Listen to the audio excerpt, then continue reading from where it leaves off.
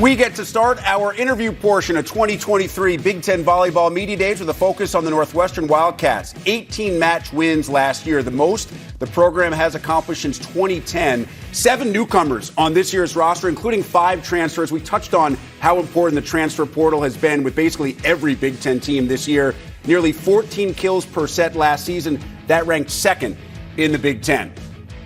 Now, we did get word on Monday that head coach Shane Davis had opted not to join us Big Ten Volleyball Media Days. Certainly understand why. His quote read in its entirety, "Since I am unable to answer questions regarding the pending litigation, I will not be participating in the Big Ten Volleyball Media Day. My assistant coach, Pedro Mendes, will attend in my place, along with our 2 player representatives. I am incredibly proud of the program we have built at Northwestern, and I know that Pedro, Alexa, and Ellee will be fantastic spokespeople to discuss the plans we have in place for the upcoming season." And with that in mind, we do welcome Pedro Mendes onto the set for us, the assistant coach at Northwestern. Pedro, let's start there. How has the team handled getting ready for the season with a lot of the outside noise and influence right now that is circling around Northwestern University? Absolutely. First of all, thank you for having me here. I feel like this is a great opportunity to speak up a little bit for the program and being able to talk about volleyball too. That's what we all love here. Yep. So, but yeah, getting to your question, I think that is definitely a question that everybody's kind of wondering. I feel like we are doing a great job as far as how we are supporting our student athletes and standing, out for our values as well. It's a program that has proven itself for over the last, years and years of doing the right things. And I think that we're trying to, again, offer the student athletes the support they need right now, and I'm just beyond proud of how they're responding to everything. So, how have some of the veterans on this team, including I'm sure the 2 young student athletes who are with us today, kind of helping in that regard and getting the team ready for what is going to be a daunting season? Because when you start to look on the schedule, every single week is a big-time matchup against some of the nation's best. Absolutely. I feel like the Big Ten that's what it's about, right? You play, there's no day off. You're always competing and trying to perform the best possible way. And I think having athletes like Alex and Ellee just gives us that advantage of be in a position where we can kind of spread a little bit of what the culture in the team is about to the upcomers, since we have several joining the team this season. So we're very blessed to have those 2 with us. What's the integration process like when you welcome in so many newcomers, including transfers from other programs where they're used to a certain coaching style or a certain playing style, and you're trying to integrate that with players who are comfortable with what the program has been doing over the last couple of years? Again, I think it gets back to what the culture in the team is about. If you feel like the ones that are coming in feel like welcome and, well taken care of right away, I think the adjustment's a little easier. If you come to a program where you don't feel that culture piece is in place, and I'm pretty confident and comfortable with what we have right now, and I feel like they're having a great time, at least from what we hear from the student athletes when we interact with them. So what's the focus right now from a staff perspective to get the team to where you want it to be before the start of the year? Well, we want to just get to the court and compete. We are a team that really values serve, block, and defense, so we're hoping to get those pieces in place as much as you can. So the goal right now is to get everybody in a good shape and ready to go next week, and then from there we're just going to expose our team to as much volleyball as possible to get what we want. How exciting is it to start thinking about an early season trip out to Hawaii for that invitational? I'm sure the student athletes are just really disappointed that that's one of the early season trips you have to make. Including myself. I've never been to Hawaii myself, so for me it's going to be the first time ever. We have a lot of beaches back in Brazil though, so I'm used to that type of environment, but I'm glad to be with the team, and I think it's a great experience as well for us to experience the team, since we're talking about a complete new roster that needs to spend time together. So it is just a great experience to compete against great teams, and I think we're going to get a lot done there, and I'm excited for it. What do you think the strength of this particular group will be? We showed the graphic before, second in kills per set in the entire Big Ten, and that is in comparison with some of the most powerful offensive teams in the country. What about this year's roster and how that kind of shakes out into what you think maybe the strengths and areas you may have to work on before you get into Big Ten play would be? Sure. I believe that we're keeping the same core when it comes to how we play last year, since we're keeping the same setter, and I feel like that is something that usually takes some time to adjustment. So the system is in place as far as side out, so I feel like we're still going to be very efficient when it comes to how we kill the ball. The idea is to get a little better on blocking and defense again, how we serve. So I feel like if we are able to get those places together, and we're probably going to be able to have a competitive year and hopefully get the spot to the tournament. That's what we want. I know we discussed a little bit the importance of the student athletes that are here today in terms of their leadership. Share a little bit more with me about the two young women that we'll hear from. Let's start with Alexa Rousseau. Well, you're probably going to get to talk to her herself soon. I think Alex is just an athlete that has the ability of impact other athletes on the court. I feel like she's finding the voice and that leadership that takes as a setter, and I think this season is going to be a great opportunity for her to like put on the court all of the things that she has learned and developed over the last few years, and I'm just more than excited to see, and I'm sure she's going to have an awesome season. Yeah, we're getting ready to chat with both her and Ellee Stinson in just a little bit more about Ellee as well. Yeah, Ellie's just a great human being. I think when she's around, you just feel like the energy takes over. She's a very energetic person that does everything in a very, very particular way. She likes to work really hard. Her work ethic, something that I have never experienced before. I've been all over the world with volleyball, and Ellee is definitely one of in a kind, one of those athletes that you want to be around and you want to coach her. If she want to ask for reps, you're more than happy to join just because she's that type of person that has that in her. So I'm like really happy, and again, I'm grateful to have those two on the team. Finally, before we wrap up our chat and take a quick break before we welcome the student athletes in, every team in the Big Ten has to deal with this conference schedule.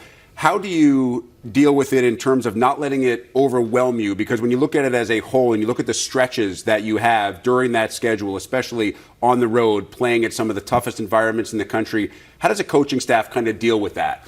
Absolutely. I think we, as you said, we all have that challenge, and how programs decided to take it. It's very different from place to place. I think at Northwestern, we try to prioritize the mental health piece. We don't want to overwhelm anybody there. We want to make sure that players are, yes, when they're on the court, they're giving 100% of the court, but as soon as you're done, we want to make sure that they're having the time to kind of like, put time into other things. They're not volleyball related, so they can kind of have the outlet.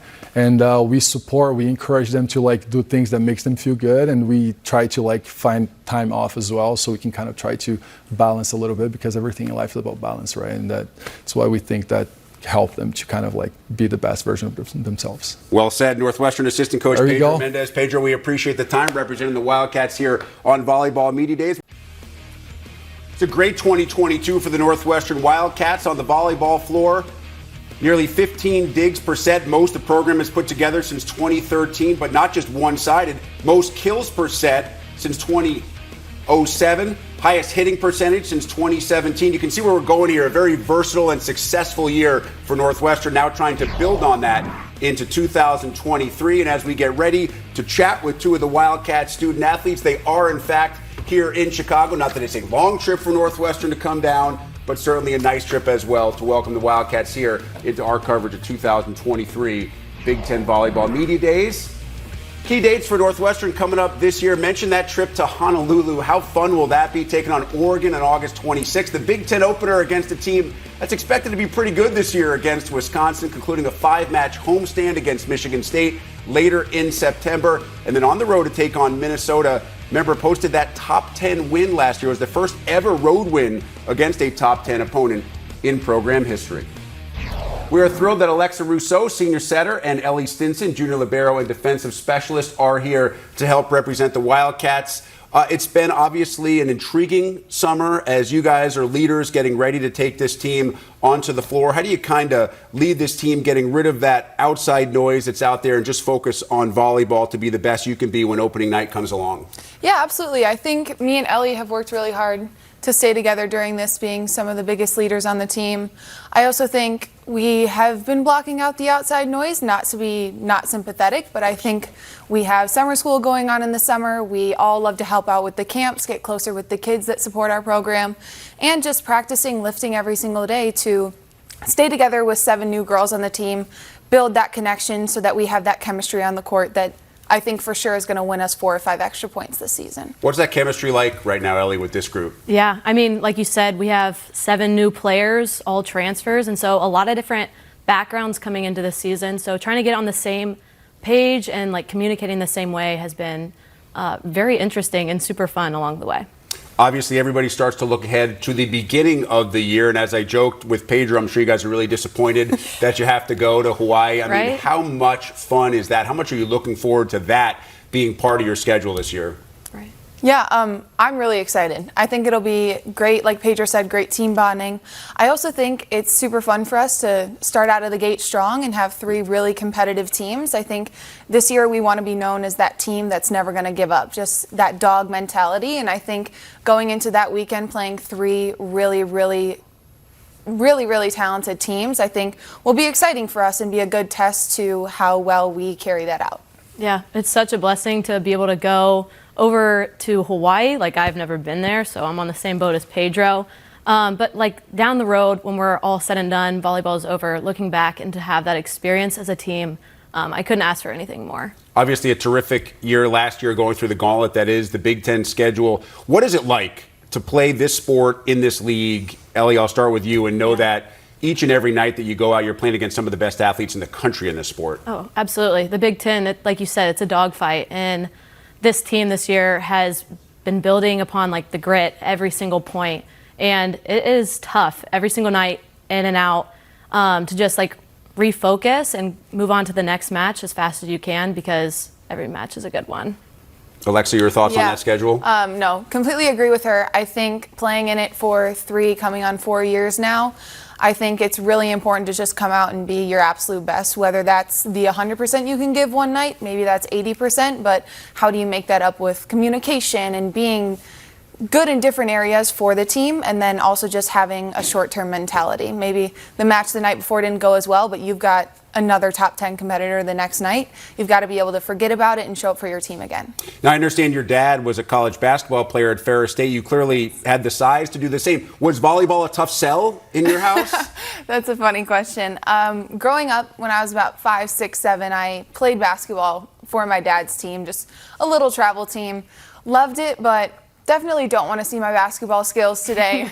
Still have to work on that with my dad, but I think he was just really focused on supporting me and doing what I love, and I think I have 2 of the most supportive parents that I could have. I'm extremely blessed, so he was happy for me in whatever sport I chose, but was always by my side to be at every match and just support me, help me be mentally tough, but also perform at my best. And Ellie, I know you have some serious family genes in terms of athletics. Your mom played volleyball at Ball State. Your dad was a college wrestler. Your brother played baseball, I believe, at Indiana State as well. So are there arguments in the house about who the best athlete actually is? I mean, you don't want to come to a family board game night. No? It's just, it gets intense. But yeah, they were awesome. I mean, I was never forced to play volleyball like my mom, but they all gave me so many different perspectives, like coming from so many different sports. But yeah, just a lot of competition growing up with me and my 2 brothers. It made me the person I am today. You go back to your high school days, and I understand that at 5'3", you're a 6 rotation attacker. What was the transition like from playing like that in high school to playing the way that you had to play in college? Yeah, it was definitely a transition to how can I produce for my team in the back row. In high school, it was a lot easier. You can just get kills, right? But now that they won't let me go up there, I just try and help my team out and like support them the best that they can from the back row. And it's fun, you know, getting to try up something different. Let's finish with this, Alexa. I understand you chose Northwestern over a group of schools that also included future Big Ten members, USC and UCLA. What was that decision like for you?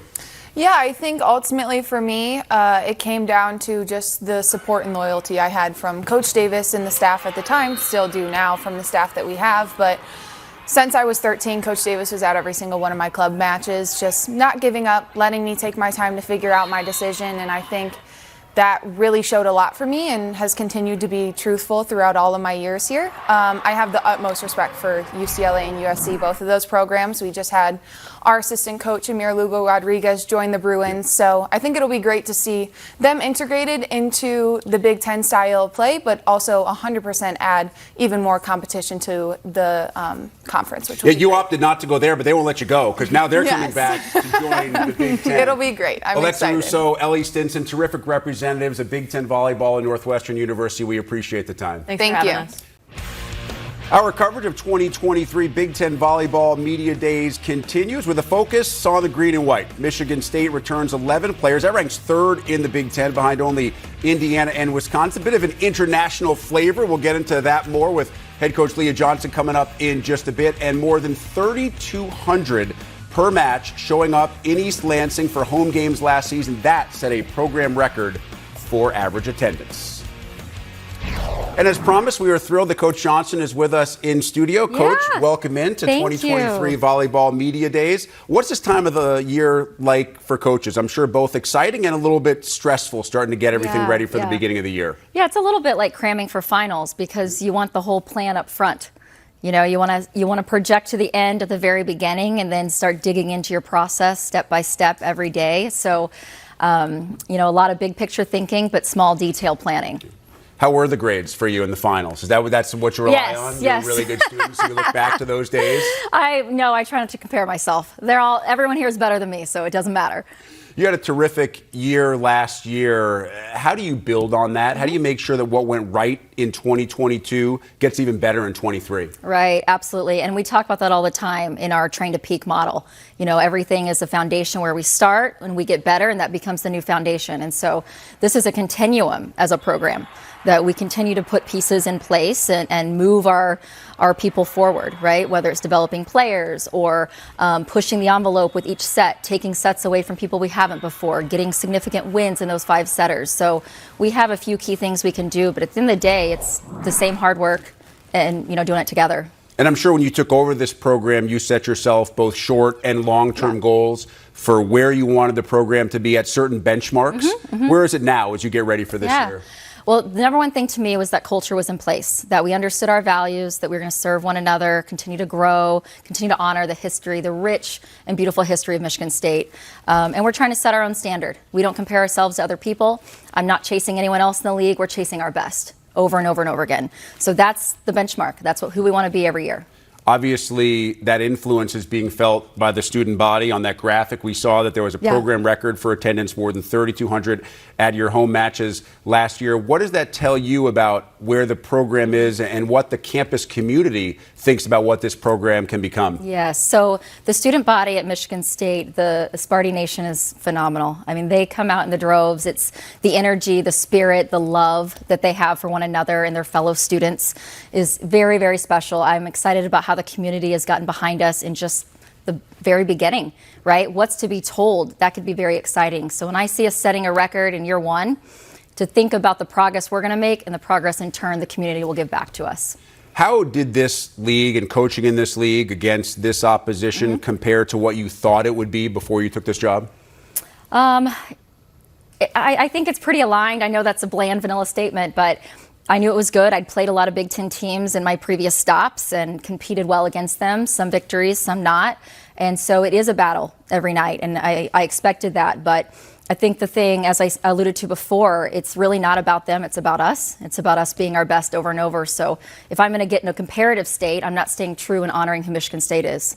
And so I'm going to stay true to us and to chase our potential. And I know that a lot of coaches who are building in every sport have told me when I'm speaking with them that you can't let a loss or a setback affect you for more than just that night. How applicable is that, especially when you start to think about the competition that you have to face every night, because there are going to be nights where it's going to be tough for every single team in this league. Yeah, I think it's two-edged there. One, I don't spend a lot of time thinking about them until I have to, because the people that matter the most are the people in my gym. And so I spend the most of my time thinking about the pieces I have, how I develop them as whole people on and off the court, how I develop the strength of our pieces together.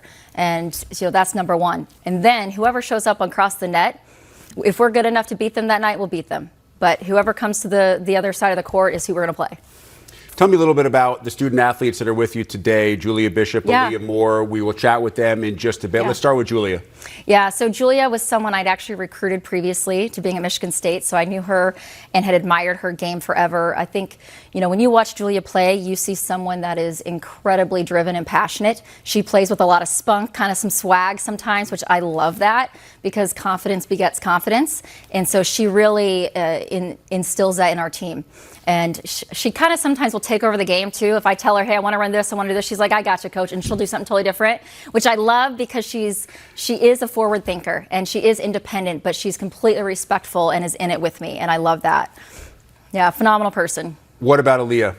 So Aliyah came with me, and so we've been together now going into 3 full years as she enters her junior year. And Aliyah is unassuming at first, and then you match up against her and she shuts you down with a stuff block or she hits over the top because she's a high-flying athlete.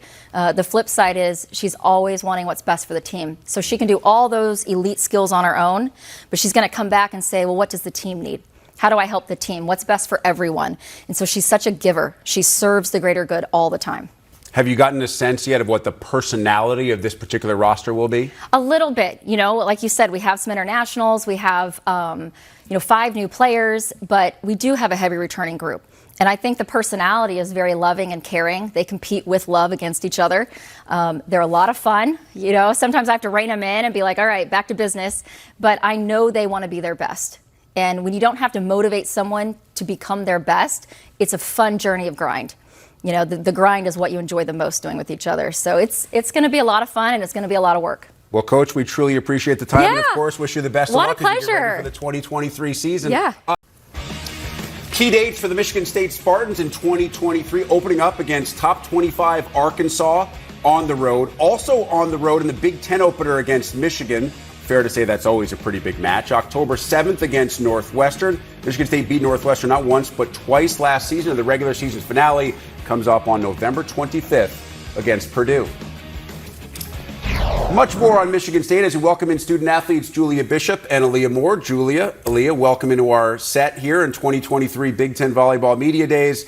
Julia, I want to start with you because your coach had some nice and interesting things to say about you and your personality. Now it's your turn to tell us what she's like behind the scenes and at practice. I think one word that would describe Coach is she is passionate. Whatever she does, she puts her whole body, mind, soul, and everything into it. And I think that really makes us stronger and better women in the future. Aliyah, you know Coach, obviously not just from here, but from time beforehand as well. How do you best describe her as a coach, both on and off the court? I think she's resilient.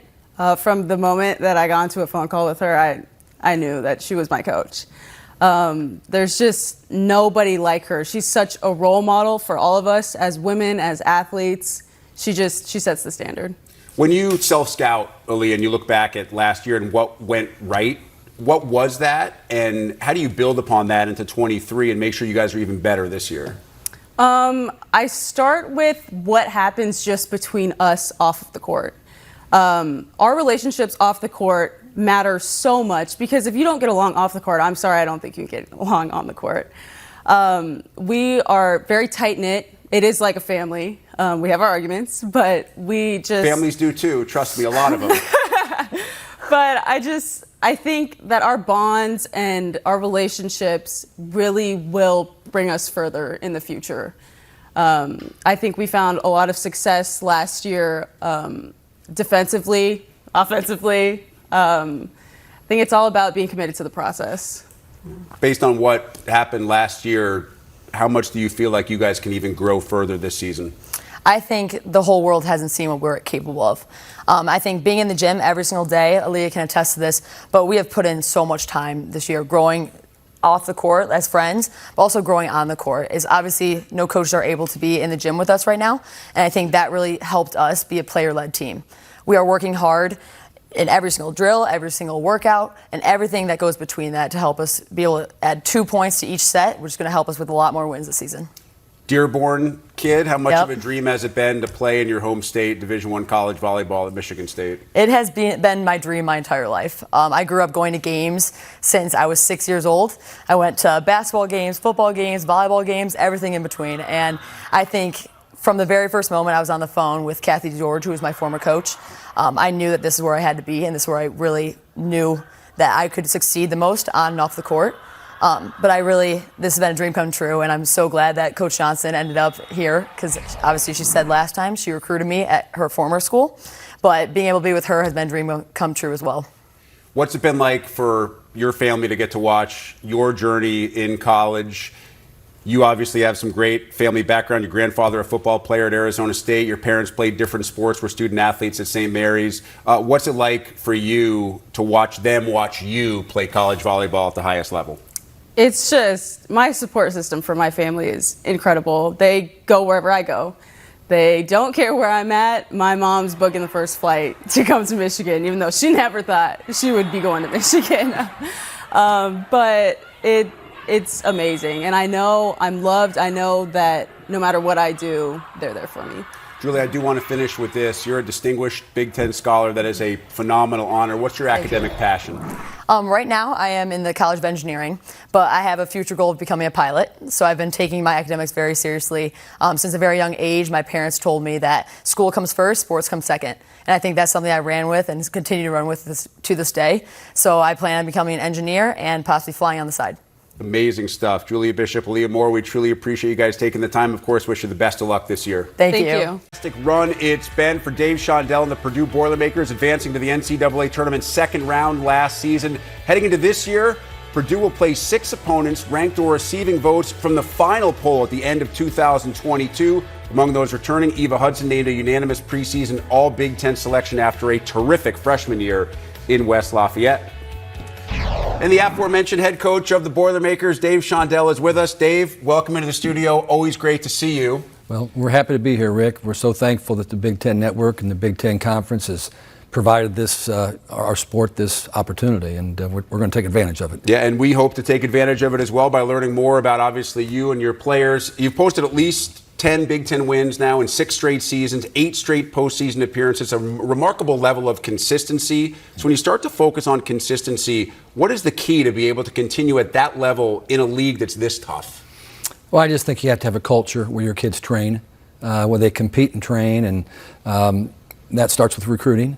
But it also starts with having a coaching staff that puts the time in and develops players, and we think that we've been able to do that. This league is just a monster league, as you know, and this year is going to be a real glowing example of that, with so many all Big Ten players returning. There's some new coaches over the past couple of years, but it's still just going to be a really tough and challenging season for all these teams, and we're looking forward to it. As you work your way down your current roster, the number 8 jumps out because you have 8 players from the state of Indiana and you have 8 freshmen, including redshirts. Yes. Why are those numbers significant for different reasons? Well, we like to recruit out of the state of Indiana. It's a great volleyball state. It's been that way for a long time, and we're proud of that. And I think when you recruit, the closer people are to home, the more likely they're going to stay and be comfortable and be able to really flourish with their family coming to watch them. But yet some of our best players have come from a long way away as well. The freshman class is significant for us. 2 redshirt freshmen, Lizzie Carr and Brielle Warren, are really good athletes. Lizzie Carr is a 6'6" middle that people are going to see a lot of. I think she's going to be an All-American player at some point in time in her career. But the freshman class was ranked, I think, 3rd in the country as a class. Chloe Chacoin is a smallish outside hitter, was ranked number 1 in the country as a recruit, and she's right from Lafayette, Indiana. And she's a great competitor. She's already changed our culture, which was already a pretty good culture, but she's made it better with her work ethic. Dave, I know when we spoke last year, you told me that maybe the biggest change since you started has been the athleticism of these players and the consistent level that they can jump and the speed with which they can hit. Overall, is women's volleyball maybe in the best place that it's ever been? There's no doubt about that, Rick. I mean, the television coverage that volleyball is getting now, just look 20 years ago where this sport was. And quite honestly, the Big Ten Network has a lot to do with that, because people are trying to match what you guys are doing. And it's been great for our sport, and young people are watching every night. You used to not be able to watch a match on TV. Now you can't help but find a match on TV, even this time of the year. So it's been fabulous. And I look at Wisconsin, for example. Look at the size of the players on that team. I mean, they got a 6'9" player. Last year they had a 6'9" and a 6'8" player. They're just really talented, tall, athletic players. And it's, I think, finally, media, people like yourself, are finally recognizing what a great game it is. And so with the TV coverage that we're getting now, people are really getting on board. The attendance is getting bigger and bigger. I think women's volleyball is the largest team sport in our country. Men's volleyball is the fastest growing sport in our country. So it is a great time for volleyball. Yeah, I'll tell anyone who will listen, it's the best spectator sport that college athletics has to offer. It never stops moving. Yeah. For you, when it comes to scheduling non-con, and you have such a daunting conference schedule every year, I know your non-con this year highlighted by Marquette's top 15. It's never easy in the non-con either. So how do you kind of work around getting your team ready where you want it to be for Big Ten play, but at the same time not exhausting it before that grind? You know, if you're a mid-level Big Ten team, and I like to think we're better than that. But you have to be careful because you have to be over 500 to make or be 500 now, or over to make the NCAA tournament, which is everybody's initial goal, make the tournament. If you overschedule during the non-conference, you're looking at having to be at least 12-8 in the Big Ten. If you go 12-8 in the Big Ten, you might be in the top 10 in the country, to be honest with you. We overscheduled a little bit this non-conference schedule. I know you mentioned Marquette, but you got Kansas, you've got Creighton, you've got USC, Central Florida. You got a whole gauntlet of really, really good volleyball teams that we're going to be playing. And we had a fifth-year setter named Meg Renner that was going to be running the show and was playing great when I was putting this schedule together. Well, she tore her ACL in our next to last spring match against Kentucky. And so her college career at Purdue is over. And so we were fortunate we found another fifth-year player. You know, when you lose a fifth-year kid, you've only got 1 year of scholarship, but you can go out and find somebody. Luckily, we got in the portal. We found Lauren Poulter from University of Denver that really had kind of given up playing because she thought she had tore her ACL during the year. So it's kind of a complicated scenario, but we did get her to come in. So we've got her as a possible setter for us. We've got Sydney Yim, who will be a redshirt sophomore that stepped in last spring and did a great job for us. And then we got Taylor Anderson, who's a freshman, one of the top 4 setters in the country coming in that class. So it's going to be interesting to see how that plays out. Dave, a couple of your student athletes are about to come up and chat here after the break, but I'd love to hear about them from you. Eva Hudson, who I mentioned had a phenomenal freshman year, and Maddie Schermerhorn as well. I think they're two of the best in their position in the Big Ten. Schermerhorn came in as a walk-on athlete at Purdue out of a small school near Fort Wayne, Indiana, but was a great athlete, was great in track and basketball and volleyball, just did everything. Her dad was the athletic director there at her school, and she's just a gym rat. She's been in the gym as much as any player we've had in a long, long time. She's developed, great teammate. Her teammates love her, and she's making a lot of plays. You know, she'll be in a battle with Allie Horning for the libero position, but she's got a lot of experience, and she's just a great kid, and I'm just so proud of everything that she does. Eva Hudson saved our lives last year. I mean, we had some veteran players, but they had not had a lot of experience.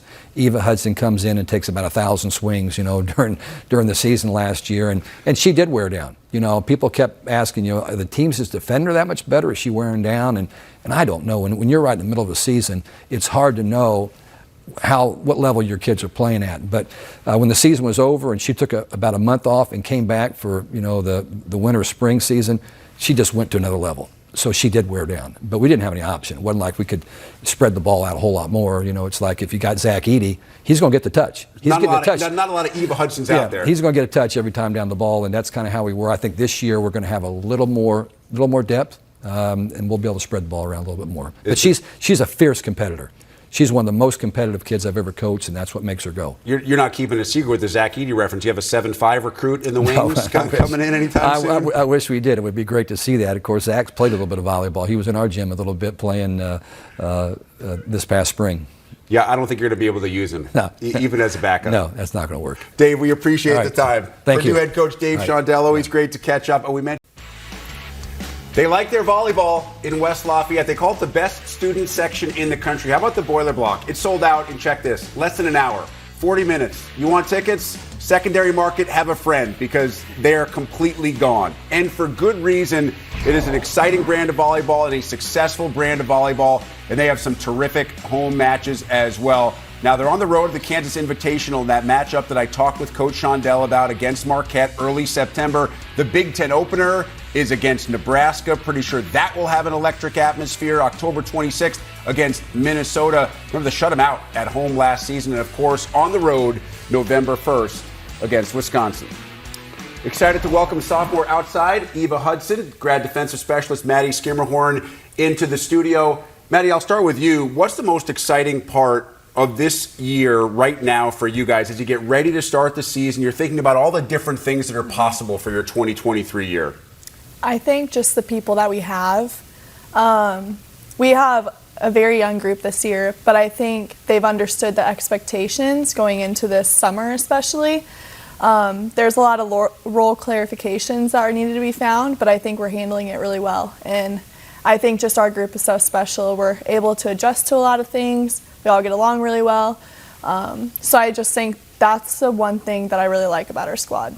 What about for you, Eva? I mean, right now, no coaches. You guys are just kind of together as a team. What's the best part of this part of the year? I would say just that we're so young, and obviously we have a leader in our midst right here, but just seeing that everybody wants to get in the gym and wants to get better is so awesome, and I just can't wait to see how we're going to explode because it's coming. All right, I like that. You mentioned the gym. I mean, that home gym, especially for big-time Big Ten matches, night matches at home, and you have a couple of those coming up this year that are going to be absolutely terrific. Try to describe to someone who's never been in that facility what it's like. Oh, it's deafening. I mean, when we have our boiler band in there, you can't hear anything. The fans just are so dedicated, and obviously we just sold out in under 40 minutes. So if that tells you anything, it's going to be an electric night. How cool is it to play in that atmosphere? It's indescribable. That's part of the reasons I came back. Our fan base is just incredible. Although our gym's smaller compared to some in the Big Ten, I think that's better. Not only for the opposing teams to have the fans right on them, but for us too. I think it just feels more at home. Just when you walk in, it's awesome. It's indescribable. It really is. Eva described you just a moment ago as one of the leaders on this team with a lot of new faces, and you used the term role integration. Mm-hmm. What is your role in that, in terms of making sure that everybody's on the same page, as someone who knows how this program operates, to make sure that that chemistry is there before you get to opening night? Mm-hmm. Well, the thing is, it's not easy, and it's never going to be, but I've learned from people ahead of me since I've been a freshman, sophomore. They've taught me the right ways of how to be a leader, and not only have I communicated that with Dave and John and Kat, but it's something that I'm still figuring out. But I think it's an exciting role for me to step in, and using my experience, being here, I've been off the floor, I've been on the floor consistently. I've had it both ways, and I think me being able to see that perspective is really big for our team. For you, Eva, there was a lot of responsibility, which Coach mentioned, put on you as a freshman. And now, as you get into your second year, the expectations perhaps even higher because of what you accomplished last year. How do you make sure that you use, whether they are expectations or external pressure, to your advantage, not let it overwhelm you and let it motivate you instead? Yeah.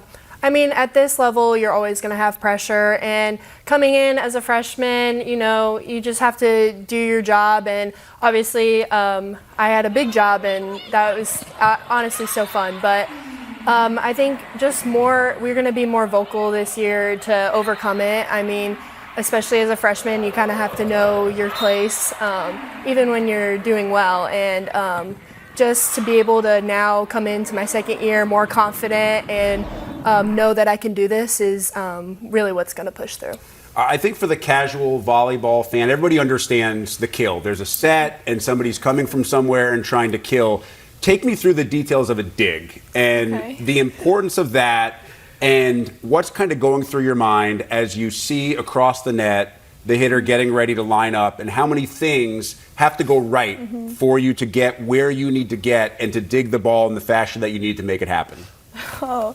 I think just expecting the unexpected is the way I'd like to put it. You can train every single move for a defensive play, but you never know when it's going to come. I think just my role is bettering that first ball. So whether that's a free ball that's coming over to the net or a super hard hit ball, like especially from her, how can I better the ball for my setter so that way we're able to get a good kill over the net? So that's good then, the practice when it's coming off of her swing, I would assume. Yes, very grateful for that practice. All right, Eva, let's finish with this. I always enjoy catching up with Coach Shondell, but you guys are the only ones that get to see your coach in that closed practice. Share with me a habit, an idiosyncrasy, something about Coach that maybe the general public wouldn't know that only you guys know as a team. He loves to walk around. I mean, constantly in laps. Never stops. Never stops. Never stops. Never stops talking either, which is a good thing. It's a good thing. That is not, yeah, it is a good thing. But he's constantly just walking around, and he could be like right behind you or right next to you. I mean, he also doesn't move when the ball comes towards him. So sometimes he gets ran over. And that's just how it goes. I like that. So he's walking around unless he's about to be hit by the volleyball, and then he stays exactly and then where he is. Then all of a sudden he's even walking around still in the back of the studio to make sure that you guys are answering all these questions correctly. Maddie, Eva, we appreciate the time and for the insight on your coach as well. Yes, thank you. Our focus now turns to Nebraska during our coverage of 2023 Big Ten Volleyball Media Days. No Big Ten school has made more Final Four appearances, and very few schools in the history of this sport have ever seen more fans watch their games. Playing in 7 of the 10 most attended matches in history, 5 national championships. Only 2 other schools in NCAA history have had more. One more AVCA All-American in Nebraska hits the century mark. Advanced to the 2022 tournament regional semis. Coach John Cook, who we're about to chat with, just 11 Big Ten wins away from becoming the second coach in conference history with 500 dubs in league play. 5 freshmen this year making up the top-ranked class in the nation. That according to PrepVolleyball.com. And we are thrilled to welcome the head coach of the Huskers, John Cook, into studio for our coverage of 2023 Big Ten Volleyball Media Days. I know you've done this for a while, John. Does the start of the year ever get old? This has got to be the best part of the year for a volleyball coach. I agree with you. It's you get the butterflies, you get the feeling, the excitement. I have trouble sleeping, so that just starts the whole thing. But thinking about how competitive this conference is, and then the exciting opportunities. We keep breaking barriers and doing new things, and we're in Nebraska. We're trying to be on the cutting edge and lead this whole thing. One of those things that you are doing is a match against Omaha that we'll have here on the Big Ten Network at Memorial Stadium. And there are rumors out there that there could be 90,000 inside the stadium to watch that match. Tell us a little bit about the genesis of this, how it all came to be, and what the excitement level is as you get ready to build up to that. Well, first of all, it's hard to even imagine that this is going to happen. But what really created this was, you mentioned earlier there, all the attendance records we have, and we take a lot of pride in that. Well, Wisconsin, being as competitive as they are, went and took one of our attendance records away. So we're like, how are we going to get it back? Well, there's not a facility big enough in Nebraska to get that back, except for Memorial Stadium. And I'm thinking, okay, this is nuts. No way we can do this. And Trev and our president and our governor said, no, we're going to do it. And next thing, it becomes this volleyball day and this celebration. And we're going to have the Division II schools, Wayne State and Kearney, play before us. We're bringing back all the alumni. So now it's a huge celebration and an attempt to break the attendance record, and maybe one that will never, ever be broken. I think that's probably a very fair statement. Meanwhile, in terms of production, your teams have never posted fewer than 14 conference wins during your tenure. How hard is it to avoid that rare off year, especially when you're playing in a league like that? What is the key to that level and type of consistency? I've always felt the key is it starts in January, and you need to spend 8-9 months preparing for the Big Ten season. And you've got to play some matches in your non-conference to prepare your team, so you're not shell-shocked the first time you play a Big Ten team in the opening week. So it really starts there, and just trying to prepare them mentally, physically, what the grind is. And again, Bobby Knight always said it. He thought winning the Big Ten was harder than winning a national championship, because in volleyball, you got to prove yourself over 10 weeks. In the tournament, it's a 3-week run, actually almost less than 3 weeks. And so it is a tough conference, and you've got to be consistent, and you got to appreciate the wins, and you got to move on from the losses fast, because otherwise, it can really get you. I know you do appreciate the wins, and the graphic that we just showed that you are 11 wins away from joining Russ Rose as the only coaches with 500 league wins. How significant is that number to you? Well, I had no idea until you just threw that up there, but to be in company with Coach Rose is quite an honor, because he's the all-time greatest coach, and especially in the Big Ten. I mean, he dominated the Big Ten. When we first came in 2011, I think was when we came into the Big Ten, or 12. I just told my team, hey, Penn State, here they are. We got to catch them somehow. So how are we going to do it? But I didn't realize I was that close, but it also means I've been doing it a long time. But it's quite an honor, and I'll tell you what, every Big Ten win is a great win. And long time with a lot of success, and different teams obviously have different strengths. Last year, your opponents hit 128 against you. That was, if not the best in the nation, I think it was really close. How do you try to replicate such a crazy good number? Well, it was best in the nation, and we always take a lot of pride in that. And that's one thing I actually learned from Penn State. Back when I was coaching at Wisconsin, we played Penn State. I always felt like it was so hard to kill the ball against them, and it just gets you out of your comfort zone. So I decided then as a coach, we can control how well we play defense and how well we serve.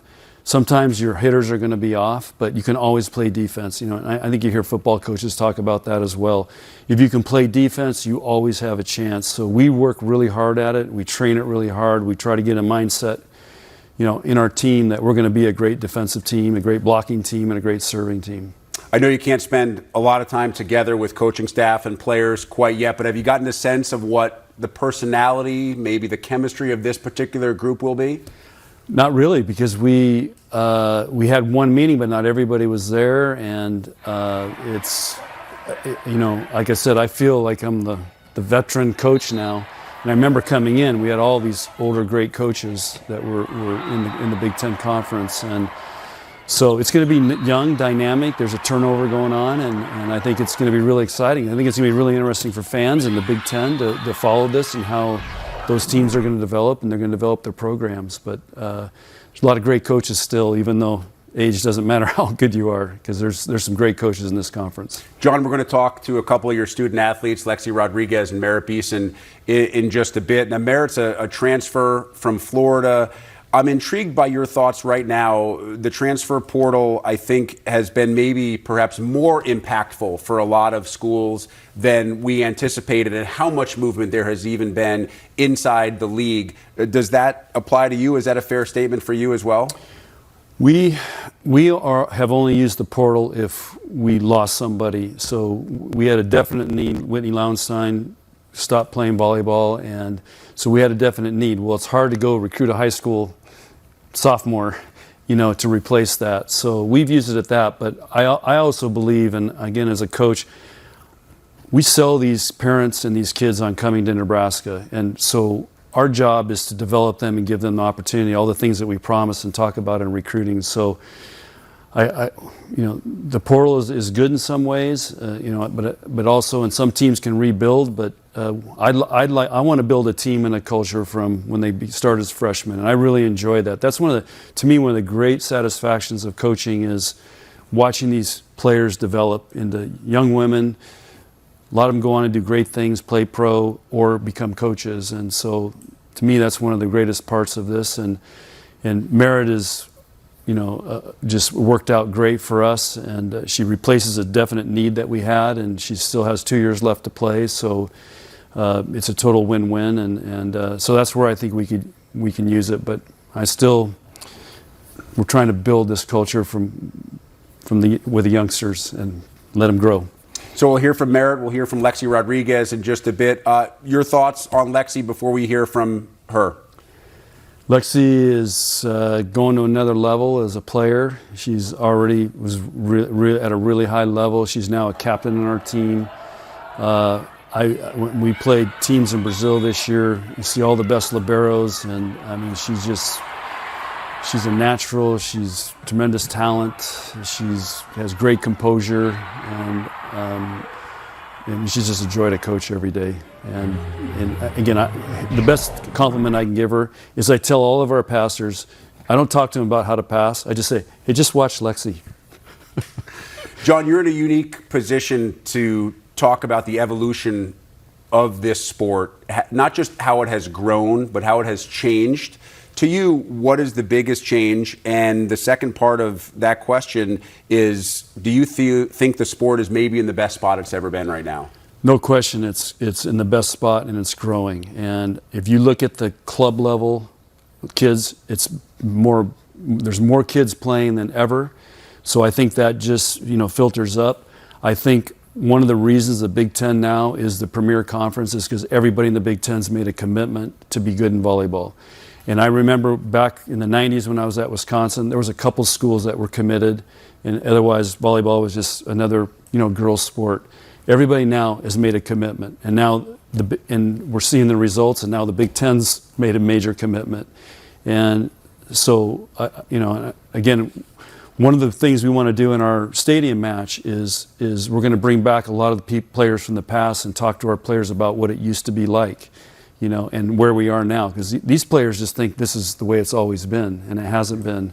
But it's a great conference, and everybody's good and has made a commitment, and the Big Ten is helping just fuel that all across the country. And with USC and UCLA coming in, it's going to go nationwide. Yeah, that was going to be perfect segue because obviously you know the West Coast well. What are your thoughts on USC and UCLA coming in to further strengthen this league? Brilliant.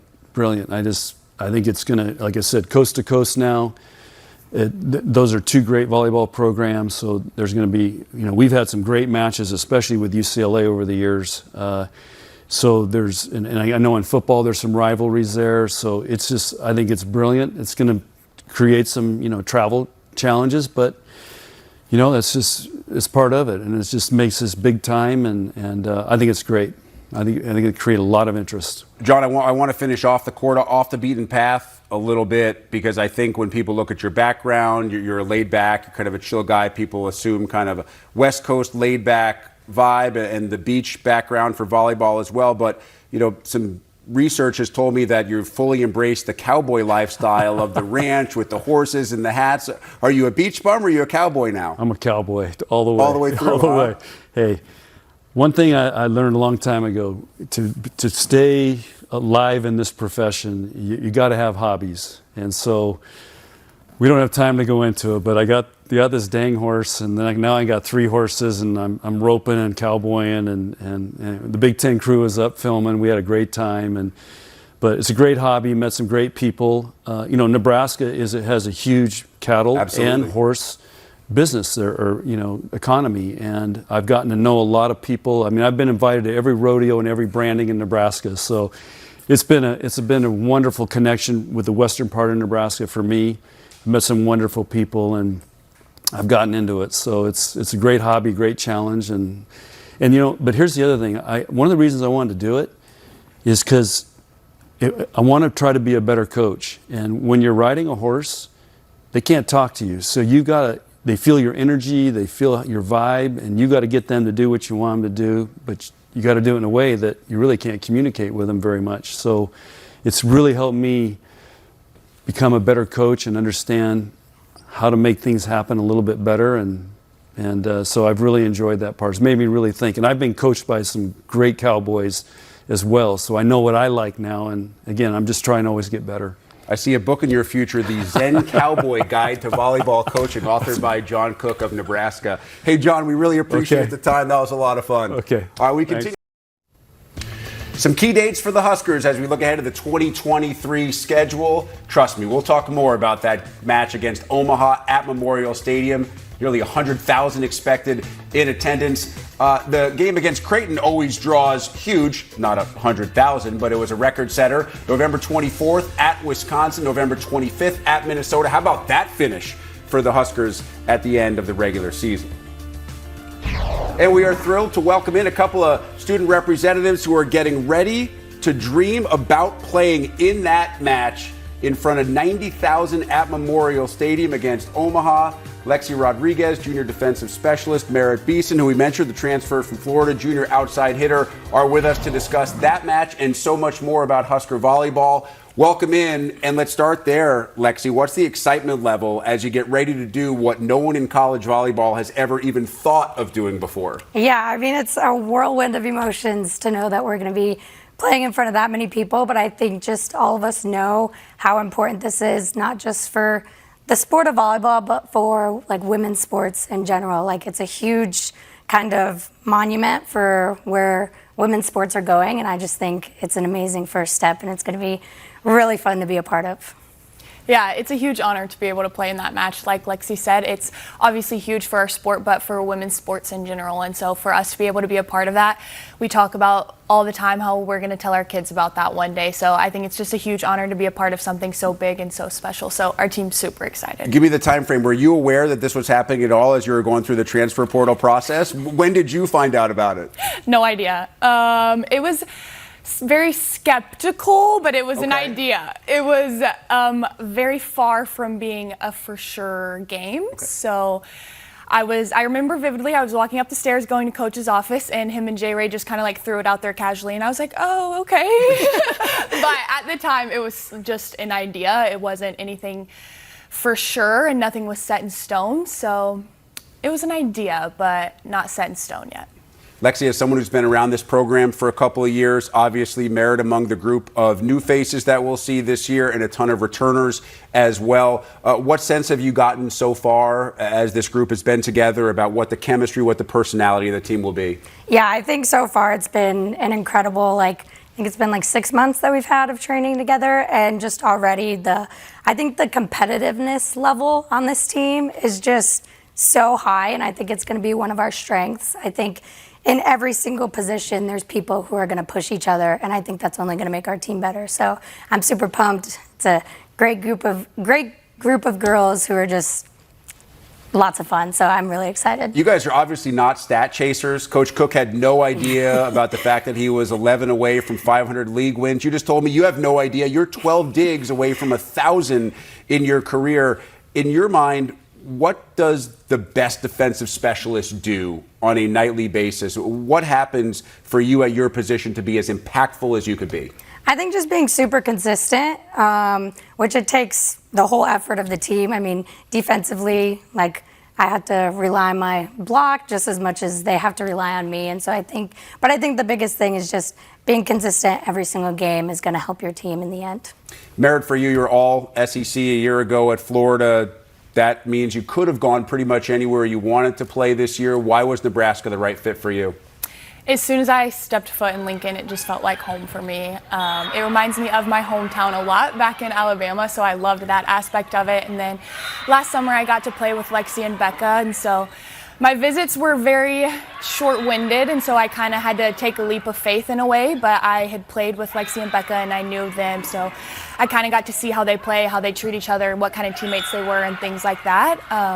But definitely, it just felt like home for me, from the coaches, the community, Lexi, the team, things like that. It was home for me, and I knew that very quickly. Yeah, for those who go to Lincoln for maybe the first time, and I think I did it in 2012 or 13 to see any sporting event. The fan support is off the charts. Have you gotten the vibe yet of how much sports means, University of Nebraska sports means to not just Lincoln, but the entire state as it becomes one of the biggest cities in the state on every football Saturday? And obviously that'll be the case when you play Omaha as well. Yeah, I think that our stadium match puts that in perspective very quickly. But on my visit, Lexi came to dinner with me and the coaches, and a lady cried when she saw Lexi in the restaurant and begged for a picture. So I think that says enough on its own. Meeting Lexi Rodriguez in the restaurant made her entire year. So I think that's just a perfect little example of the community support that we have in Lincoln and Nebraska as a whole. But it's truly one of a kind. When, if ever, do you get used to encounters like that, being a student athlete at Nebraska?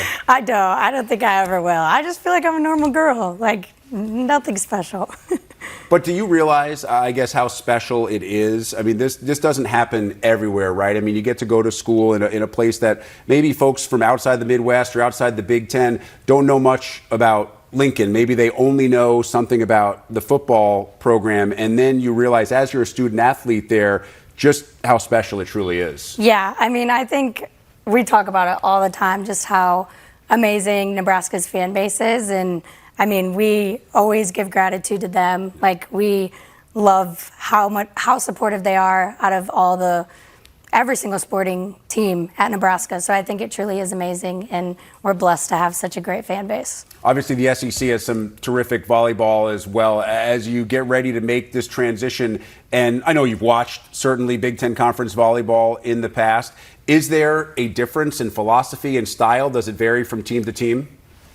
Yes, definitely. I think coming into the Big Ten and coming into the Nebraska program, I think there's obviously a lot of differences, but at the end of the day, you just have to trust your training and trust your team. So I think that's the main thing for me is, yes, it's going to be very different. I've played a few of the Big Ten teams, but not all of them. So I'm learning along the way, just like the freshmen. So for me, it's just going to be about trusting my training, trusting the team, the coaches, things like that. But there's definitely a lot of differences for sure. Is Coach Cook as laid back and chill as he seems pretty much every time we see him publicly, or are there moments privately where that's not always the case? He has high expectations for us. So, there's going to be moments, but he pushes us to be our best every single day. And if we're slacking off, he's going to tell us. But, I think we know what we have to do to kind of make him happy.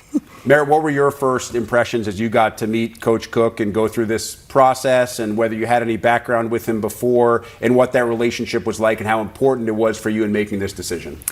Yeah, so that was huge for me. One of my really big things was I wanted to ensure that I had a really good relationship with my coaches, and like Lexi said, he's very hard on us, but I think one of my favorite things about Coach Cook is he has figured out a very good balance between pushing us but also giving us positive feedback. He's kind of found that balance that works, and he's also very good about making sure that he has a relationship with us off the court. So I think that's really important in women's sports especially, but sports in general, is having that relationship off the court, and that way we feel like he cares about us more than volleyball players, and that allows him to also push us a little bit more on the court because we know that he truly cares about us deep down. So I've asked a lot about the home crowd and the home fans. What do you think is the toughest road environment to play in the Big Ten, and why? I talked about this earlier, but I think I would say Penn State. I've only played there once my freshman year, but their student section is pretty rowdy, and it's like one of the only student sections that's on the side and not like on the end line. So I don't know if that's maybe why I feel like it's like so much louder there, but I think also there's always a pretty, like, we pump up that game a lot, so it's always a good game too, but I would definitely say there. All right, I'd be remiss not to close with picking up on something that Coach Cook said, that he believes that being a Cowboy makes him a better coach. As a player, is that applicable? Yeah, I think it is. At first we were like, Coach, like a Cowboy, what? But I think the more he kind of gives us like kind of what he's been going through, and he will always try and relate to us, and I think it like makes a lot of sense, and it's like, oh, like he does understand. Like he talks about like being under pressure and trying to like meet standards and everything, and it's exactly what we're trying to do on a daily basis. So I think just the relatability has really been beneficial, so yeah. Well, it certainly worked for him for a long time. We certainly hope it works for you guys in 2023. Lexi Rodriguez, Merrit, Beason, thanks so much for being with us. We're back with talk of a team trending in exactly the right direction. Ohio State advanced to the NCAA Tournament's Elite Eight for the first time since 2004 last season. Most importantly, the Buckeyes have not finished lower than fourth in the Big Ten in any of the last 3 seasons, and the fans are paying attention. 6th highest home attendance in the nation last season, more than 3,600 on hand to watch the Buckeyes when they play at home. Look at the end of the season AVCA rankings for Ohio State. 10th, 11th, another top 11 finish, and under coach Jen Flynn Oldenburg, 3 top 11 finishes in the last 3 seasons. That matches the total of top 11 seasons in the previous, top 11 finishes, I should say, in the previous 26 seasons before coach's arrival. And Coach Jen Flynn Oldenburg is with us now on set. Coach, welcome into 2023 Media Days. I know there is a lot to be excited about for your program. What's the most exciting part of this portion of the year for a coach? I mean, a day like today where we get to showcase our team and talk about the season and really highlight the new faces that are going to be Buckeyes on the court this year. You're 4th or better, as we mentioned, in each of your 3 seasons in Columbus. So what was your long-term vision when you kind of took this program over, and do you see this team starting to reach it? Yeah, it was to win championships. When I played back in the 90s, I joined a squad that just came off 2 Final Four appearances, and it's the reason that I chose Ohio State. And when I took this job, I wanted to get back there. And I think with the support that we have, the players that we have, the recruits coming in, we're on track to do that. And I'm excited to see what this team accomplishes, because we will build on what we've done in the past. And making a run to the Elite Eight a year ago, stopped by the eventual national champ. The players that return from that team, what do you hope they learned from that experience? I think just being in that moment. I think those matches really set the tone for the next year. You have a little bit of revenge on your mind, and just that environment that you're playing in to get to the Final Four, it's just another step. And so for us to take that step from the Sweet 16 to the Elite Eight, and now we have senior leadership that are here today, Emily, Londot, and Rylee, Rader, they're ready to take it to that next level. And to have a group of young athletes that are eager and willing to work, I think that leadership is going to take us a far way this year. I know that one of the storylines as you went through the summer has been transfers, not just the way that they've affected your program, but the way that they are affecting and impacting everybody inside the Big Ten. And you lose players of really high caliber in Mac and Kylie. And just so that those casual fans are aware of what's taking place. This was a very friendly departure. Scholarships just aren't there for everybody these days in the last year of the extra COVID year. So how did that unfold from your perspective, and how did you make sure that you had what you needed with those departures taking place? Yeah, I mean, with recruiting how it is, you're setting yourself up for success in future years. And COVID hits, it's unfortunate that we had to lose so many of our great players, but I had 5 seniors that were starters. I didn't anticipate that, and kudos to them for working hard and earning those spots last year. But to keep 5, then you're telling 5 new ones, oh, you might have to walk on for a year. I wasn't willing to do that, and we just had long conversations about it and honest conversations. And some of the players were thinking about playing pro or continuing on. 3 of them finished with graduate degrees already, and so to me, it's like, what's that next step? And they decided to stay and play their 5th year at another college. We wish them well. They're Buckeyes for life. They were just on loan for a couple months. But we're excited for this next group coming in because, again, they signed up for what those Buckeyes before them did, and they want to build on it. Now, I mentioned the loss in the NCAAs to Texas. You get another shot at them, but then when you start to look at your non-conference and then the way the conference schedule kind of starts, you have a stretch of 7 matches, and I have to read these because I don't want to get them wrong because this is insane. It's Stanford, Oregon, Texas, Baylor, Nebraska, and Wisconsin. Those are the 6 opponents in a 7-match stretch. Now, I know you don't want to look beyond match 1. I know you don't want to look too far into the season. How does a coach deal with a stretch like that seems almost impossible? Day by day. And I think that's where non-conference 2 years ago did not prepare us for the Big Ten. And it changed how we looked at it, how we scheduled. Last year was a gauntlet. This year's a little bit lighter, but not much. I mean, you just read off the names.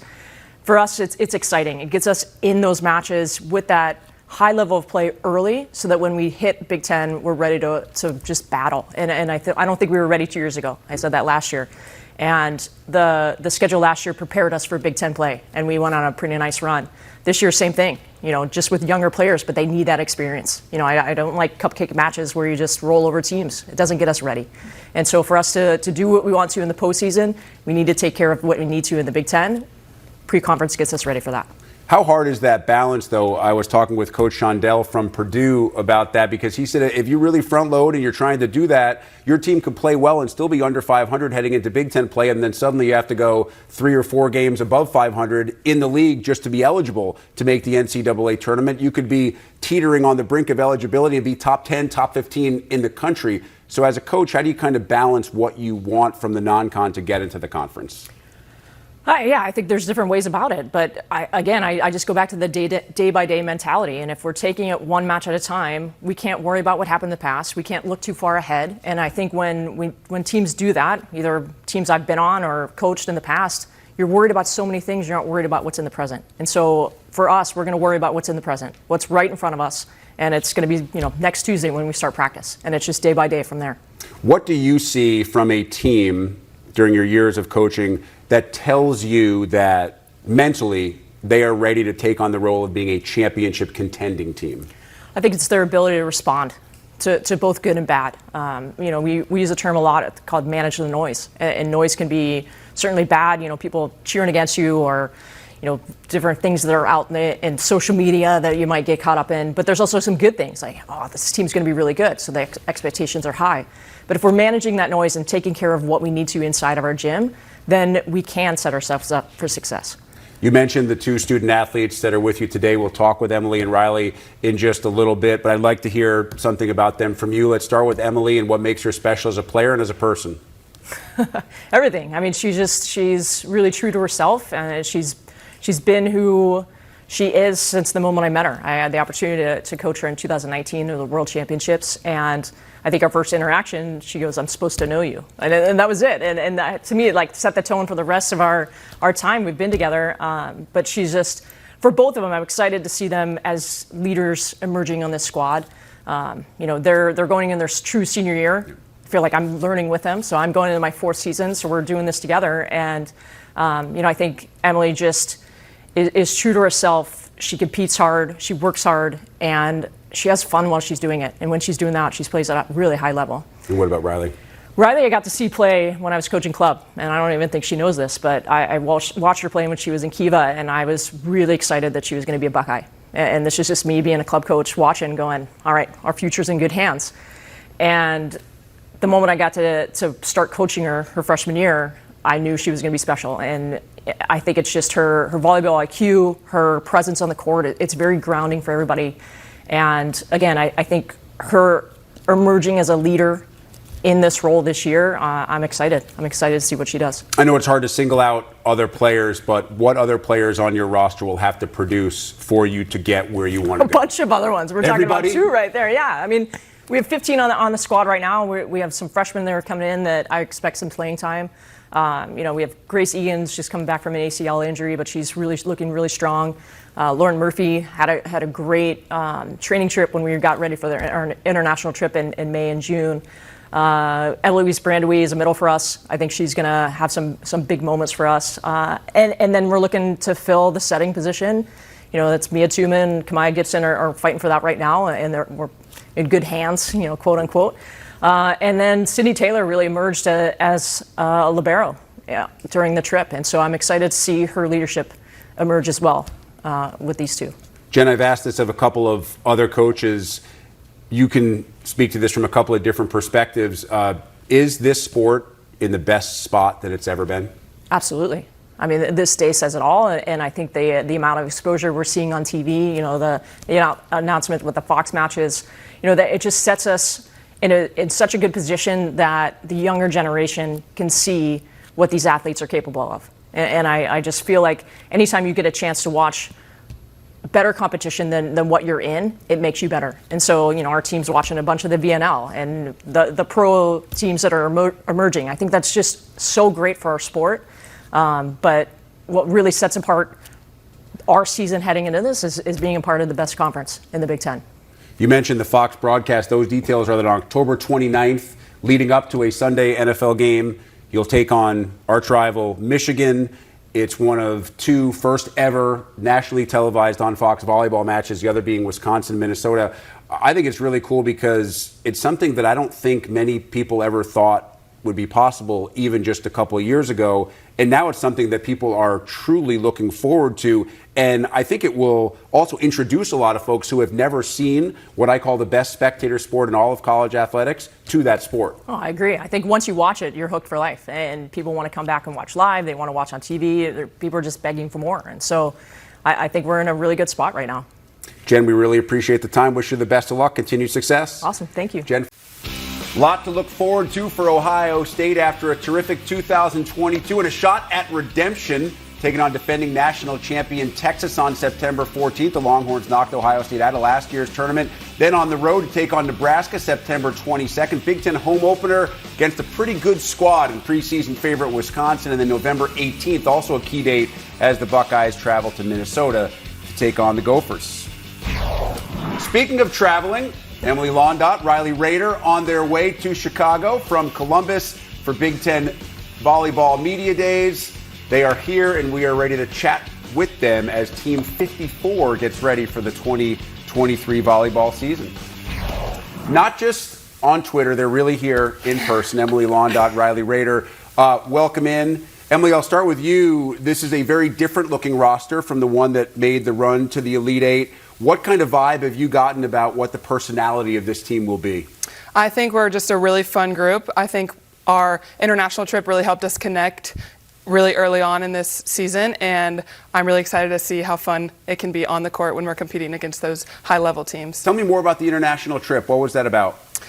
So we played 6 teams over there in Greece and Italy, and I think it really just helped us learn on the court and off the court who all of us are, and just really helped us connect as a group. Was the best part of that trip on the court, or be honest, was it off the court?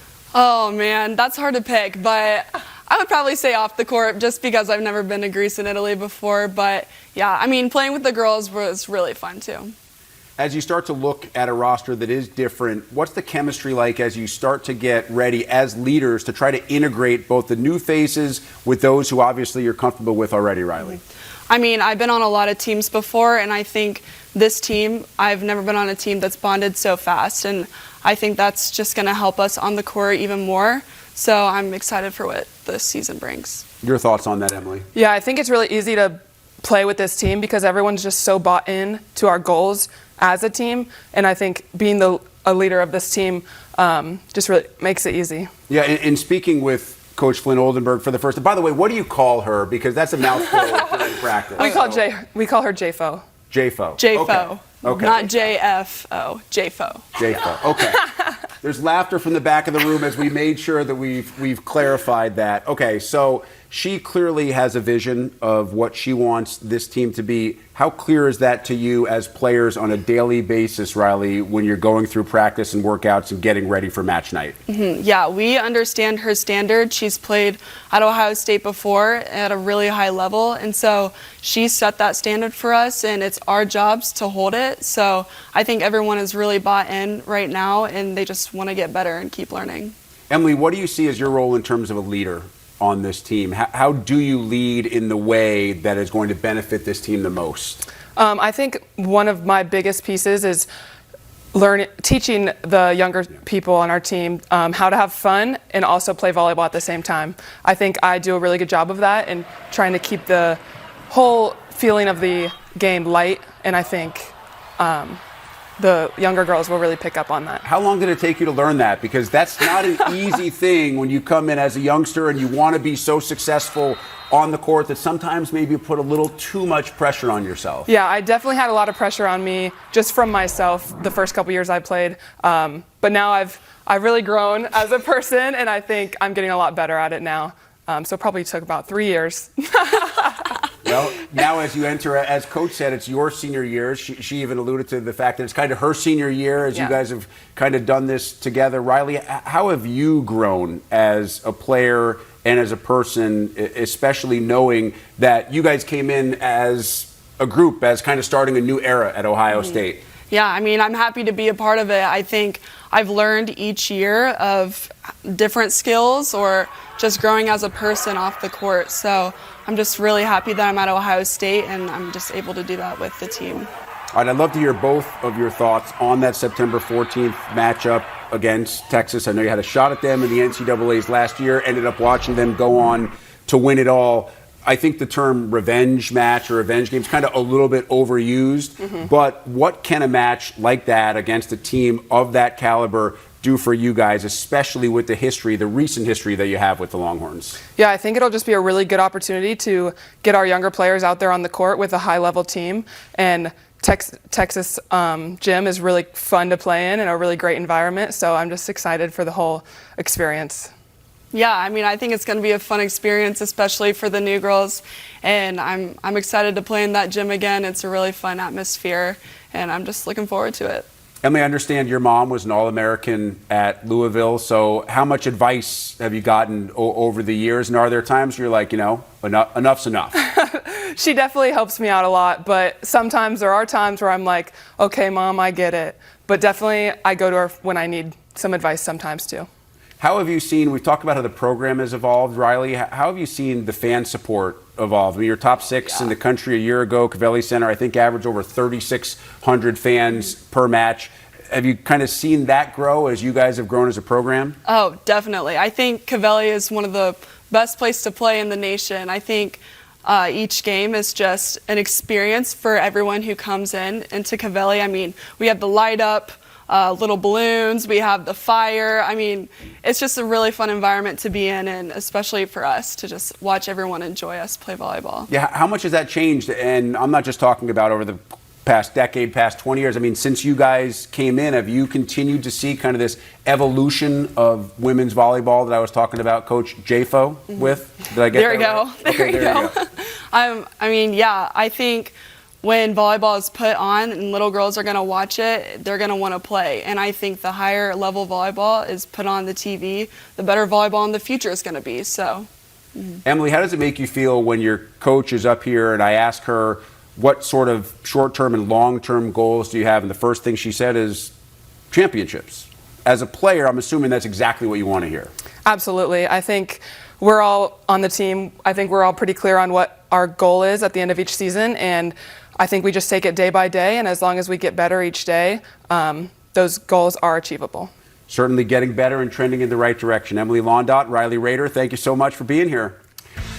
Michigan begins the Erin Virtue era in 2023. Of course, she served on staff with Mark Rosen as an assistant from 2011 through 2015. Always important to win those intrastate battles, and Michigan has knocked off Michigan State in 10 consecutive meetings. 9 players returning from 2022, 5 newcomers. Those include 4 freshmen and 1 transfer. And we welcome in the first-year head coach, Erin Virtue. Coach, welcome into the studio and welcome back to the league. Thanks. Someone gave me an interesting little nugget leading into this interview that you're the first-year head coach this century at Michigan since Mark took over that program in 1999. What a weird way to say that. No pressure or anything. Erin, how do you kind of balance that? Obviously, there's a tradition here. There's something that Mark built, but you want to come in and put your stamp on it as well and have a philosophy that lasts for years, if not decades. Where do you find that balance? Yeah, when I came in, I think it's so important to remember what came before me, and Mark hired me in 2011, and I'm so grateful for that. And I love the alums and every era beyond Mark, and he was the 6th coach and the 5th coach, and there's a lot of history at Michigan and with the university and with the program. And so, one of the first things I wanted to do was just show gratitude to Michigan, Mark, of course, the people why I even got the job in the first place. But you can't forget what came before you. So as we look to go forward, and it's a new era, as you said, I think it's also really important to know that the University of Michigan is grounded in so many things that were even well before I stepped foot in Ann Arbor. How important were those years for you as you then step into this new role for you in terms of a comfort level of knowing maybe what was expected of you and what you could expect of the program? Yeah, that was massive. Just to understand, if you're going to work somewhere, and that's in any culture, you have to understand the ins and outs of the athletic department, the community, the fan base, the alums, like what is the history of the University of Michigan. And so for me, you have to be able to step into that. And my time at Michigan it gave me that excitement. It made me so proud to come back. Not just the OC during your time at Michigan, but also that role with the national team, a role with the development program as director there as well. How do all those kind of experiences aid you getting ready to coach at the D1 level as the head coach for the first time? Yeah, and people point out this is my first head coach position, but like you mentioned, I was a director of the national team development program. That was a chance for me to lead. It was a chance for me to be the director of a massive program. For those that don't know, that is all of USA Volleyball's youth development. So that's all of our national teams, boys, girls, beach, indoor. And so I had an amazing staff. And so, of course, I wasn't a staff of one, an amazing staff. And that was my first thing that I want to do at Michigan, was to get great people around me, because I'm not doing it alone. You're doing this as an army of people. This is the staff I get to hire, but this is also the staff, our dietitians and our strength coaches, athletic trainers, academic advisors, so many people. That was so big to just connect in with who impacts our athletes and how can I impact them. And it may be your first D1 head coaching job, but there's not a lot of D1 head coaches out there that have a gold medal to their name. What was that experience like for you as an assistant to Team USA in 2020? Yeah, it was a dream come true, just a chance to, I still get to work with this team, but being on the Olympic stage, that's, every little girl's dream is, to be the best at something. And for that moment in time, the USA Volleyball team was the best in the world. And to win a gold medal, that was the first time that had been done for USA in women's volleyball. That's part of history. And we have a couple of our girls from that coaching now in the Big Ten, which is so exciting. And just to see that team flourish is amazing. And it just, as a coach, it was a dream. And I'm so honored to have been part of it. As you started to settle in and started to look ahead to the 2023 season, what were the first couple of things you needed to check off your to-do list to make sure that you were ready to coach this team at the level that you're comfortable with? Yeah, I think, one of the things looking back to what I had previously done is really studying the players in the Big Ten and what does it take to be great in this conference. And this is, to me, if we're great in this conference, or we are striving to be great in this conference, then you're hitting the marks nationally. I mean, you have some of the best teams that are here in our conference. We get to play them week after week. You're going to get battle tested. If you make it out, you are battle tested and you're ready. So it's just understanding what are those levels, and being part of the national team staff, we're studying who's been kind of some of those top players coming out of college. And so for our team, we are striving to be at the top of that Big Ten. And yes, if we don't make it, we're going to study where did we fall short and why. And so this team fell short last year of the Big Ten title. And so I needed to understand where did we fall short and how can we take our returners, who's coming in, and how do we build our system going into this That's year. an interesting perspective, almost like a scout or a self-scout before you actually get there as a head coach. So what kind of jumped out in terms of the skill or the athleticism, that level of play at the Big Ten as you did kind of that scouting and then settled yourself in? Yeah, certainly what sticks out in the conference is some key players that maybe are there. And when I look at our Michigan team, I think what's going to take us to that next level is just, can we be, and I spoke with our team about it, this is the style they want to play with, but can we be a balanced offensive team? Can we be a team that, I think in looking from last year and moving into this year, I think that was something that was, as we wrote down as a goal of just, what do you guys want this team to look at? Well, we want to be balanced. We want to have weapons from the middle and the right and the left. So can we achieve that? That's going to be some personnel based, and how well can we play? How can we have some serve reception and things like that? I think some other things stick out is the level of defense in this conference. I think the front line of defense and the back line of defense. And, certainly Michigan did a really nice job, I think, at the net last year. Can we take those strengths? And that's a strength that we've had as a team, especially the returners, but can we continue to grow in that area? Yeah, I heard you use the term balance a couple of times there, more on the floor. I'm also curious from a coach's perspective, how do you kind of balance? It sounds like you have obviously high expectations for this team, and at the same point, don't put too much pressure on any of your players, because there are going to be nights where it doesn't, in this league, no one's going undefeated. There are going to be nights where it doesn't go your way. So how do you balance that with those expectations, making sure that one loss stays at one loss? Yeah, it's something you have to talk about. I think you have to be able to talk about the process, because from day one, and even interviewing for this job, I talked to Ward Manuel, Elizabeth Heydrich. I talked to the admin above me, and I'll talk to our team that we need to develop. We need to get better, myself, and it starts with me. So how can we get better? How can we develop? So if it cannot be about one match, it's got to be about the long picture. Where do we take an athlete that's a freshman to where do they want to be when they graduate, but hopefully they want to keep playing or go on to a career after. But can we keep developing through a win and through a loss? And both success and loss are going to both be fleeting. Whether you have a great win, you still play the next night and against a tough opponent. Or if you lose, you play the next night or 5 days from then. So we can't dwell on those things. We have to be able to move through success and failure both the same way. We'll hear from a couple of your student athletes, Hannah Grant and Allison Jacobs, coming up in just a bit. I'd love to get your perspective on those two first. Let's start with Hannah. Yeah, Hannah, when I first started, before my first day, I asked our support staff, strength coach, athletic trainer, I'm like, who's kind of leading this group? They've had, in all this time where there's been no coach, who's kind of got their hands on the steering wheel? And they were like, it's Hannah. She's someone that's been a leader for us in the past and has just continued to be really steady for this program. She's a tremendous player. She was, all Big Ten. She's just someone that is a performer for this team. So she kind of walks the walk in performance.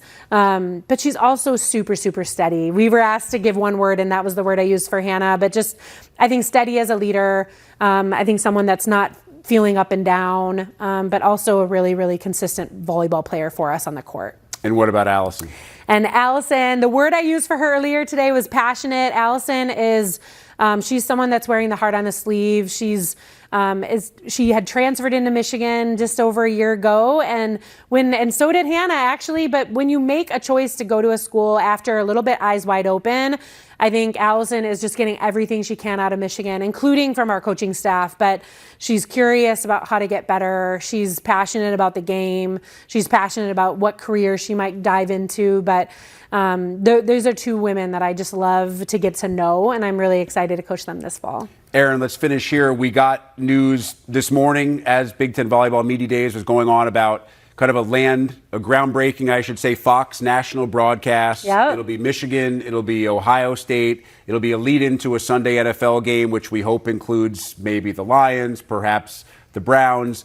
Either way, it is a massive move for a sport in terms of its visibility and its popularity that continues to grow. What are your thoughts on something that a couple of years ago I don't think many people even believe would be possible? Man, it is amazing. I mean, to see women's volleyball and networks just continuing to grow. I mean, we have the Big Ten Network and Fox, but it's so exciting for this sport. And I'm so excited actually even more for fans that haven't seen this game, because they're going to be shocked with how physical, how fast, and how fun this game is to watch on TV and then live as well. So, I mean, it's our players, I think for them to be on that platform is exciting, but to just have the reach that volleyball has now, I mean, I just is exciting. And when I travel overseas with the national team, you see these arenas filled. They're filled here too, and the world should see that. Totally agree, and they will get to see that. If they're not watching already, they'll get to see that on October 29th. Erin Virtue, welcome back to the Big Ten. Thank and we you. wish you and the Wolverines the best of luck in 2023. Thank you so much. Go Blue. Hannah Grant, Allison Jacobs, enjoying Media Day. I mean, the best part comes now when you get to hear them talk. But yes, they were here earlier through the day in front of the Big Ten sign. This is the second annual Big Ten Volleyball Media Day. Certainly not the last, as this sport's popularity continues to explode and grow thanks to student athletes like this. Hannah, fifth-year libero, DS. Allison, senior outside hitter. Thanks so much for being with us. We just heard from your head coach, first-year head coach, Erin Virtue. From a player's perspective, what's the transition been like from Coach Rosen to Coach Virtue? It's been awesome. Erin's come in and laid a great foundation down and hired some amazing people to back her up. It's been pretty smooth. I would agree, it's smooth, and it's also really exciting. We're all really pumped to get out there and work her system and keep learning about the sport, because you'll never run out of room to get better, and I think we're really excited to do that under Erin and the staff she hired. I know there's a lot of time right now spent together as a team without the staff before the NCAA allows everybody to kind of get together. So as a group, what's the chemistry been like between this team? We're kind of in a day and age, Allison, now where the roster turnover is more than it's been in the past, so there's always a lot of integration of new faces with the returning players. Yeah, so it's actually been really fun. We just finished camps, which automatically means you're all together, and it's so fun watching how our new freshmen come in, and we also have a transfer. Everybody's gelling really well, and we're all having a lot of fun. I don't have a lot of worries going into season that our chemistry will be down. Yeah, you said the transition has been fairly smooth. What are the personality differences, the biggest personality differences between Mark and Erin? I'm not sure. I think Erin is very, very kind and sweet. Mark was very kind and sweet too. I don't know if there's a very big comparable difference. They're both great people, but we're really excited for this new transition. Obviously, you heard Coach Virtue talk about the expectations and what she has in mind for you guys from a coaching staff. From a player's perspective, do your expectations change at all? Does the way that you look at the season change at all based on the change at the coaching staff? No, I don't think so at all. I think we're going in every day to get better and to win at every single level. When you look at a schedule like you have, a schedule like everybody basically in the Big Ten has, how do you not get kind of overwhelmed looking at stretches of 3 or 4 matches in a row against top 10, top 15 opposition and kind of take it for what it's worth? 100%. It can be overwhelming if you look at it too long, but I think something that we've gotten good at is really taking it day by day and taking each scouting report day by day. And you can't think about the next game when you play on a Friday night. You got to focus on that Friday night. And we're really just excited to take each opponent as they are. I think the coach described you as passionate was the one word that she used. How does that apply to you? What are you passionate about? I'm passionate about just about everything. I absolutely love volleyball. I think a lot of my teammates saw that from like our first open gym together, but I like to pour my passion into also like my teammates and getting excited for them, and each game, each practice, like every moment is a moment to get better. And even with our new staff, like passionate about learning and learning from them, and all the knowledge that they're bringing is new knowledge, and there's just so much to learn. So Hannah, your word was steady. right? So what does that mean for you when you're on the floor? What does it mean for you when you're serving as a leader in the locker room? Yeah, I think for me, it's just the consistency. I like to look up to people that are really consistent, and I know what I'm going to get from them. So that's something that I really value within other people. So I try to carry myself like that as well. Coming in from a different school, from a future Big Ten member, what was the transition like? What's the biggest difference? Biggest difference is definitely the school spirit at Michigan. It is 1,000% unmatched, and I am so proud that I'm going to be a Wolverine. I think anyone who has gone to Michigan will end every sentence saying "Go Blue," and now I understand why they do that, and now I will do that as well. That's very true, by the way. Every single friend that I know, right, that's an alum certainly has something to say. Your college career has been a little bit about transition. You transition from one school to another, and then a year later you have a new coach. What are the challenges and opportunities with that? Starting with opportunities, I think throughout my journey, it's been a lot of ups and downs, but it has brought me to play under Erin Virtue, and I think that's something that can't really be understated. And the staff that she brought in is, the knowledge that they bring to the game, and also the knowledge that they bring to the rapidly changing game, being willing to learn and adapt to Big Ten volleyball as that's changing and increasing in level. That's something that I really want to take that opportunity and run with it. And in terms of challenges, I think I've just had different adversity through every transition, and I like how I've handled it, and I think coming out as a stronger player with Erin as my coach, I think good things can happen. Yeah, so many of the players that I've talked to today have family background in college athletics, and I know that both of your parents were college athletes, small college sports, but neither in volleyball. So how did your volleyball journey, you're laughing already, how did your volleyball journey start? Well, it's really funny because I played about every sport possible growing up, and basketball is what my dad played, and softball is what my mom played. So those were two of the sports that I started off with. And so every single year since I was in elementary school, it was you got to cut a sport because there's too many. So it ended up being softball, basketball, and volleyball. Volleyball was the last one I picked up in 7th grade, and I cut softball first, and it was kind of a hard conversation with my mom. With your mom, yep. And then it was between basketball and volleyball, and it was actually really tough. I was picking which one I wanted to play in college, actually. So were you recruited for basketball as well? Not yet, but it was likely to be that way if I continued. So I was really picking which sport I wanted to continue. And so I ended up playing varsity summer ball, basketball, and then afterwards I ended up saying I think I'm going to pick volleyball, and it's definitely a hard conversation with my dad, but you know what, I am so glad I made the choice I did, and they're very happy. Yeah, best decision you made? Yeah.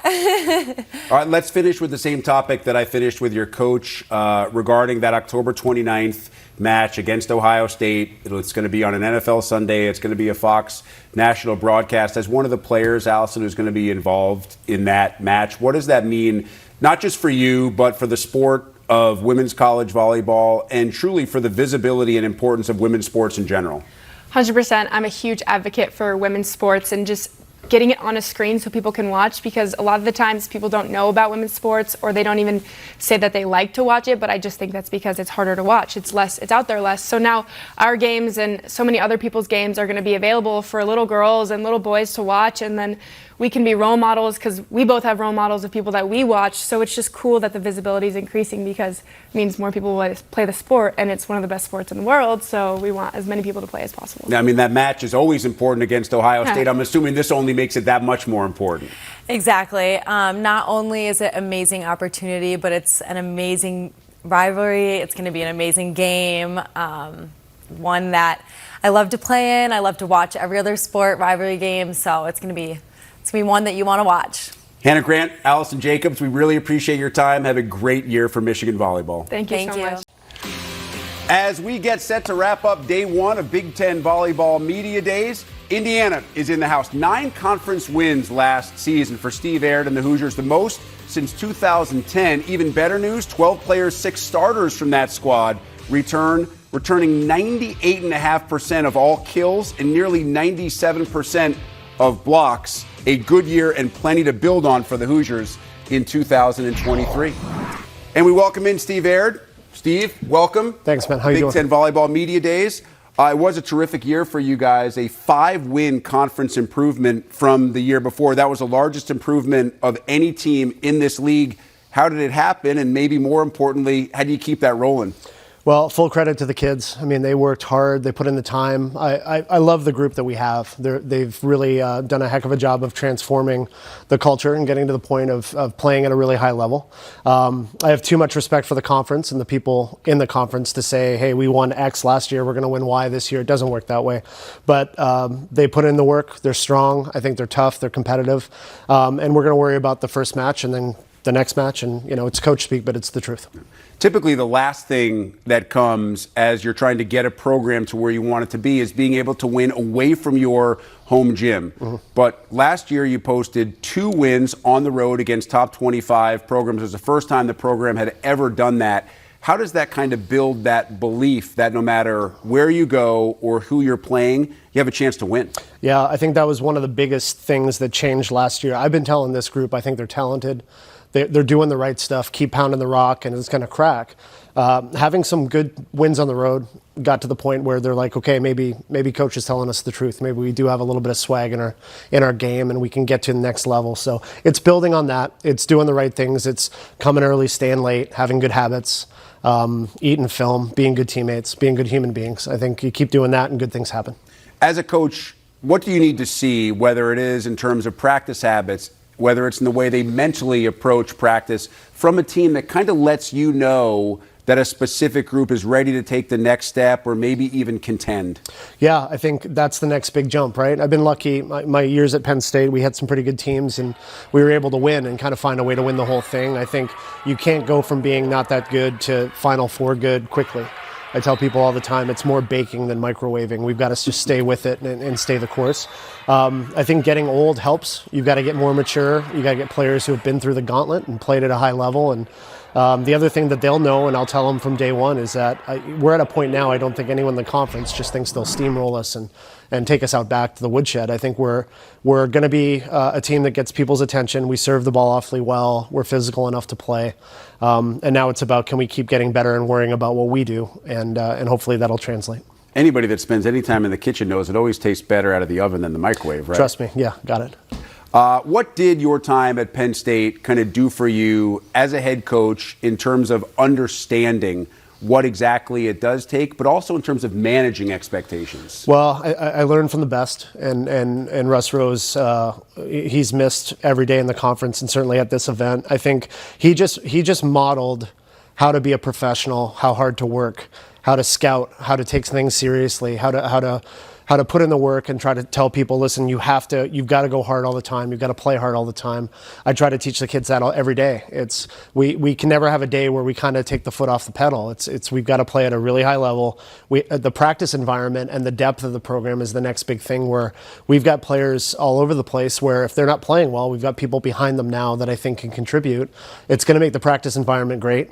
I'm thrilled with how the staff's recruited, the work they've put in. And I think the kids got a taste of it last year. I'm just hoping we can keep building on that. Everyone knows that when you are trying to get a program to where you need it to be, number one is having the right players to do it, and certainly having the right attitude. But part of it is also scheduling. You know that you have the Big Ten that you have to deal with every year. You want everybody to get a taste of the NCAAs to know what it's like. But to get there, you need to be above 500. You need to have a good conference role. And you need to not be behind the 8 ball after non-con. So what's your philosophy? Because I'm looking at your non-conference schedule, and it's kind of a bear. Yeah, I want to play good teams. I want to play the best. I mean, we're going to play every team in the non-conference is going to be a problem. We're heading out to Long Beach to play Washington and UCLA, and I don't want to duck people. I think it's about you're either good or you're not. The goal is to get good. And if we aren't good enough to be a postseason team, that's what it is. But I want to give us the opportunity to compete against the best. And hopefully, yes, in the preseason, you have some success that can tee you up for the regular season. But, as I've told people, you can go 0-for in the preseason and run the table in the Big Ten and be the automatic bid. Do I think that's happening? No. But I do think that it's about improving and not shying away. This is the wrong conference and the wrong sport if you don't want the smoke. So for me, it's about you got to go and find it and be okay with it. You have Long Beach, UCLA, and Washington in that kind of 3-game stretch. I mean, is it as simple as saying that's a litmus test to know exactly where you are? Yeah, and if we go 3-0, great. If we go 0-3, great. It's not the end of the year. I think for us, it's about. I wanted it on the schedule. I wanted the team to see it. I wanted them to understand that what I'm not going to do is put us in a position where we hope we win matches. You get good, you compete, you win, you lose, you get ready for the next match, and you just become the best version of you that you can. That's all we're worried about. You obviously don't have a say in exactly what the conference schedule looks like. You generally know who you're going to play, but you have these two stretches. You have Nebraska, Penn State, Maryland, Purdue in one stretch. In another stretch, you have Minnesota, Maryland, Wisconsin. So if you look at it as a whole, you go, how do you make it through a 4-game and then a 3-game stretch like that? How do you look at it as a coach? I'm guessing you're going to tell me opportunity, but you also don't want the players to be in any way, shape, or form overwhelmed by a stretch. No, I think you worry about the next point. And I mean that in all honesty. I think you can't worry about a 4-game stretch. You got to worry about prepping and film and developing and getting ready for the first point of the first match of that stretch. And you can't let a bad loss get in the way of the next match, and you can't let a big time win. I mean, we had some phenomenal wins last year, but we celebrated for about 10 minutes, and then I reminded people, you get to celebrate at the end of the year. You know, like that's what I grew up on. That's how it is. If you win the whole damn thing, you can celebrate at the end of the year and you're in tears. And if you don't get it done, you're in tears because you didn't get it done. But you got to live hard. You got to love hard. You got to play the game the right way. And you win or you lose. But at the end of the day, it's about the passion and how hard you're going to go every day. Steve, we'll hear from them in just a second, but share a little bit about the two student athletes that you brought with you today. Well, Cam, I think, is becoming one of the premier players in the conference. I think she has all the tools to be big time, not just in college, but beyond. I think she had a great experience this summer with the national team and kind of seeing what it's like at that level. I've known her a long time. I have a ton of belief in her and what she's able to do. And as I told Gray last night at dinner, she's the poster child for the type of human being I want in the program. She cares. Her heart's huge.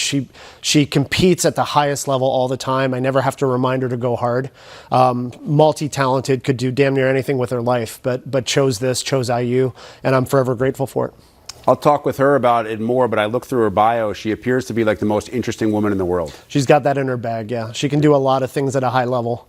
And yeah, I think we're lucky. IU's lucky she chose volleyball. Well, Steve, we appreciate the Thanks, time. man. We look forward to seeing you in 2023. Look at some of the key dates for Indiana Hoosier Volleyball in 2023. September 15th at Miami, one of two non-conference opponents for the Hoosiers that made last year's NCAA tournament. The Big Ten opener comes up September 20th against Illinois. On October 11th, it'll be Purdue, and on November 4th at Ohio State. Remember, picked up that road win against a top 5 opponent, first ever in program history last season in Columbus. Gray Gosnell, Camryn Haworth are with us here in Chicago, but before you come in for the interview session and Big Ten Volleyball Media Days, you got to enjoy a little bit of the Windy City. The Bean downtown, just off the Mag Mile, and a perfect summer week to do it here in Chicago. Camryn and Gray are with us. Welcome into the studio. Just had a chance, obviously, to chat with your head coach. He has high expectations. I'm sure you guys do as well. As you start to look ahead to this season, what are you most excited about? I'm really most excited to get the opportunity to play with my team again. We've worked really hard the last year, so just the expectation is a lot higher, and I'm ready to go. Gray, is it more about the anticipation right now, or are you starting to get actually just a little bit anxious to get out there as an entire group and be able to do this? I think it's a dangerous game between saying excitement versus anxiousness, and I think for our team right now, it's a lot more excitement than it is we're anxious for what's to come. I think the anticipation is at a peak. I think we're just really excited to get out there and make the memories as a team and play against the Big Ten. It's just unmatched. So I think we're pretty excited. A lot of improvement last year, 5 wins better in the Big Ten than the year before. Nobody else in this conference was able to match that. What went right last year, and how do you guys replicate that? How do you make it even better in 23? I think the way that we got there was hard work, and I think the way to keep going is more hard work. I think we have a lot of players on our team who are just so talented and multifaceted, and just keeping our head down and pounding the rock like our coach always says, and eventually it's going to crack. And we saw a little bit of those cracks show last season, and who knows, it may be only a short amount of time, maybe a little bit more amount of time before that rock fully breaks, but we're headed in a good direction right now. Pounding the rock, giving the smoke. I mean, how many of these does Coach Erin have? He's got a few. So many. He's got so many. Too many? I wouldn't say too many. Perfect amount. He obviously said some really nice things about you as a person, as a player. What do you see your role as on this team? As I'm starting to get a little bit older into this program, I've really been focused on the younger kids and like the incoming freshmen and trying to get them into that role. Really been working with them on their connection and their effort and all of that stuff that we really worked on the last year to kind of get them up to speed. How much of that, maybe even more so Gray than in other sports, the chemistry of a team is result in the success for you guys? And if you don't have it, how hard does it become? I mean, I wish I could tell you what it was like to not have it. I mean, our team is we just have a big group of people who just care really hard. And not only just as athletes, just really good, well-rounded people off the court as well. So I think the gel of good people really helps. And just knowing that unconditional care and hard work and dedication, it just finds its way onto the court and it helps us as a team in gelling, and especially through adversity, we just find those good qualities within each other and we feed off of each other's energy, and it only helps us. So. Cam, you return after a year in which you were first team All Big Ten, first Indiana player to receive that honor since 2010. How significant was that to you? It's pretty important for me and my team. I think they helped me. I couldn't have done it without them. They helped me get through everything. So I owe it all to them. You played high school volleyball in South Carolina, so what led you to choose Indiana? I mean, high school volleyball, it's a whirlwind. It was a lot of fun, and like getting to play against some really good players. I mean, volleyball is not as big in the East as it is in the Midwest or the West, but there was a moment where I started venturing out into the bigger realm of volleyball, like into the Midwest, and then as soon as there was this moment of introduction between me and the Big Ten, and I found Indiana. Indiana found me, and it was a done deal as soon as I was on campus. So, I mean, Big Ten volleyball, it doesn't get better than that. I joked to your coach that after reading bios, I dubbed you kind of the most interesting woman in the world. You sang the national anthem twice last year, including once in the NCAA tournament. You're a martial artist. You're a former all-state swimmer, and among your hobbies, you list learning languages and bodybuilding, and here's video proof of you actually singing the national anthem. Do you ever sleep? I mean, sleeping is definitely not on my list of hobbies. I mean, I've got a lot of other things on the bucket list, but I mean, I just like to adventure. I mean, especially like around Bloomington, there's just so much to explore and find, and especially with my teammates. I mean, like they bring out the best in me, and there's nothing more I want to do than with them giving me their energy and finding things to go and do with them. I mean, there's just so many things in the world to explore, and I just like to be a part of that. So. As a teammate, how cool was it to see one of your teammates singing the national anthem before a match? It was very cool. I really enjoyed getting to see her perform at our match before we got to play, which was a very unique experience that not a lot of people get to do. Yeah, that's really cool. Back on the court, you face Purdue twice this year in a 7-day span. I believe those matches are October 11th, October 18th. An arch rival twice in a week. How significant are those matches to you? The big is the big. It's another match, but okay. All right. Me being from Indiana, that's a little bit of a asterisk there. Yeah. I'm ready to go. I think Coach likes the first part of that answer. You know, a Big Ten match is a Big Ten match, but certainly significant as well. For you, Gray, what makes 2023 successful for you and for Indiana volleyball? I think success is going to come from just how hard we work. I mean, like I said, we have just such a big group of people who are so dedicated and willing to work hard and move forward. And I think pounding the rock, getting 1% better every day, that's going to be our success. Whether it's wins and losses, I mean, it's the Big Ten. I mean, you just said it, like one match at a time, 1 point at a time, getting ready for the next point, something that we can control, focusing on ourselves and just getting 1% better every single day is going to be our success, I believe.